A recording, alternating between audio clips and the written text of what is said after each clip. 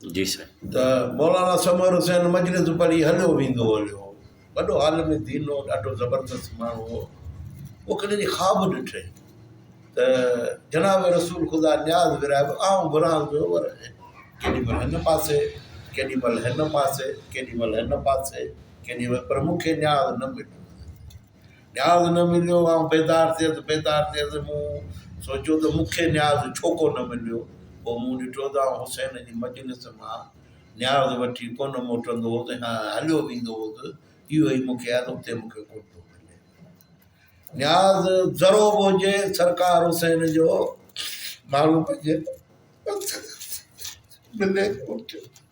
इहो साईं समर साहब पाण ॿुधायो। साईं समर हुसैन जा असां उन्हनि जे औलाद जे वाता ॿुधियूं इहे ख़बरूं। अच्छा। अब्बा मौलाना अब्बास खां मरहूम गुज़ारे वियो, मोहम्मद अब्बास ज़ैदी खां।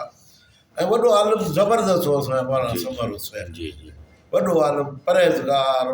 असां हाणे साइकिल ते ईंदा मजलिस पढ़णु, मौलाना नकम साहब सां गॾु पाण साइकिल झलियो बीठो आहे मौलाना समर हुसैन।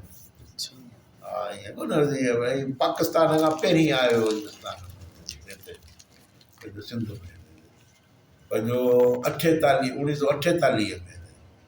पाकिस्तान त पोइ थियो आहे, मौलवी साहब पहिरीं आयो।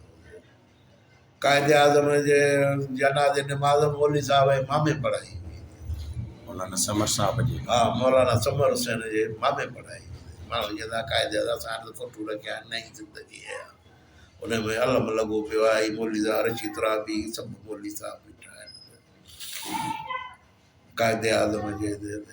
इहे जेके बि ॻाल्हियूं आहिनि न, त इहे माण्हू लिकाईंदा आहिनि। असां हींअर पंहिंजो इहो पंहिंजो मौसल नकवी पंहिंजी ज़िंदगी में ॾिठो हींअर। ऐं आदत निमाज़ ईद ई थींदी आहे, मां सभिनी खे ॾिसंदो आहियां कीअं, पर मूं हींअर मौसल नकवी ॾिठो त लाहौर में अहले शीयत जी मस्जिद में निमाज़ पढ़ी ॿुधाईंदा थी वियो आहियां। बाक़ी कंहिं बि इहा कोन ॿुधी ॾिठी हूंदव निमाज़ उन ऑफिसर वॾे जी या वज़ीर एज़म जी शीयनि जी पढ़ंदे ॾिठा हूंदव सभु उन्हनि सां गॾु। हिन खे ॾिठोसीं मौसल नकवी खे त लाहौर में हिकिड़ी नंढी मस्जिद में, उन में पंहिंजो हिन पंहिंजे शीयनि सां गॾु निमाज़ पढ़ी ॿुधायो त असीं बि शिया क़ौम आहियूं। मरहबा, आफ़रीन हुजे। इलाही शिया आहिनि, इलाही शिया आहिनि, पर उहो हुननि सां गॾु निमाज़ूं पढ़ियो वञे। हिन खे असां ॾिठो, ॾाढी ख़ुशी थी, एॾी ख़ुशी थी, बेहंद ख़ुशी। वज़ीर पंजाब साईं बि पढ़ंदो आहे, सखर वारो जेको सैयद आहे। साईं आउं नासिर शाह खे सुञाणा।